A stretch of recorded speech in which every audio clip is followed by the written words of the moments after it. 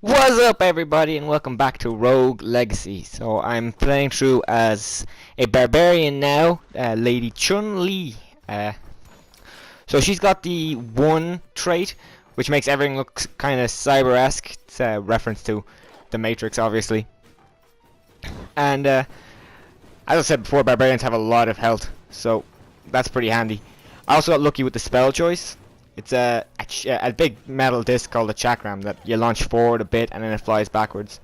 But if you launch it backwards and then dodge the disc coming back, it'll fly to the end of the room instead of just flying a short distance, which could be a good way to take out Doom bosses if they're screwing you over.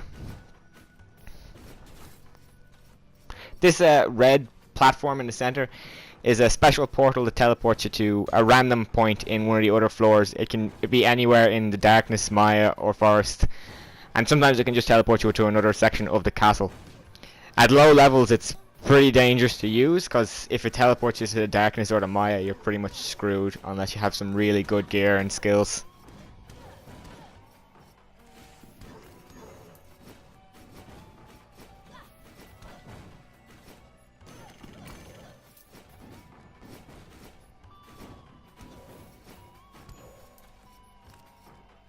You've also got to be careful with those skeletons if they're on the floor below you, because their bones do actually go through floors. And there are some rooms where you have to get across while there's loads of them under the floor and you can't reach them. And this is another example of one of the fairy chest rooms where you have to get through all this entire spike tunnel without taking any damage, which I didn't do. I took damage going up and going down. I usually fail at that particular one. And if we come across a room that's going up with one of those portals and we jump up, it brings us into the Maya. The Maya is always on the top of the castle. It's like a tower style thing. To the right of the castle is always the forest, and down is the darkness.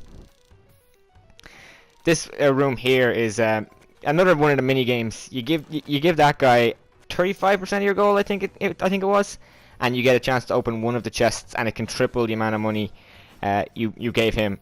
I usually only go for it if I've just started and don't have a whole lot of gold, because you won't lose much. But if you go in while you have a lot of gold and you get lucky, you can really double your earnings.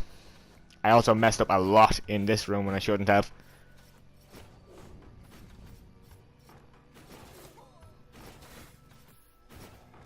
Rooms like this where there's the spike traps on the floor and the spikes on the ceiling, you have to be careful with, because you can't take the time to properly judge your jump.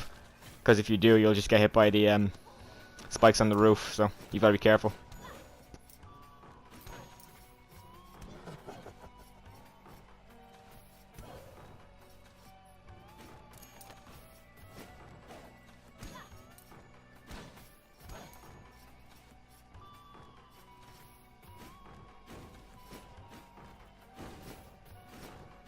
Yeah, I wasn't gonna mess with that room with the amount of health I had left.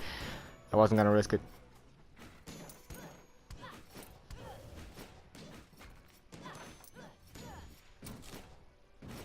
And here we see fire blasts from a flame lock that you would usually only see in the darkness, and their fireballs always go through the floor.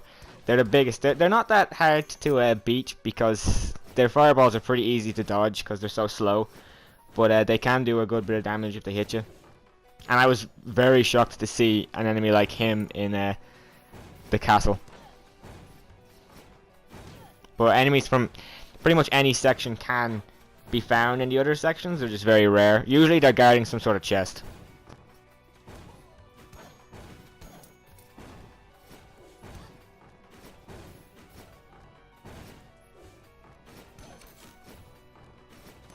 And see, this is an example of leading into the forest. Can't really see what the Maya or the forest looked like because I've got the one trait, so everything's kind of this cyber-esque style. But still, that's how you get there, at least.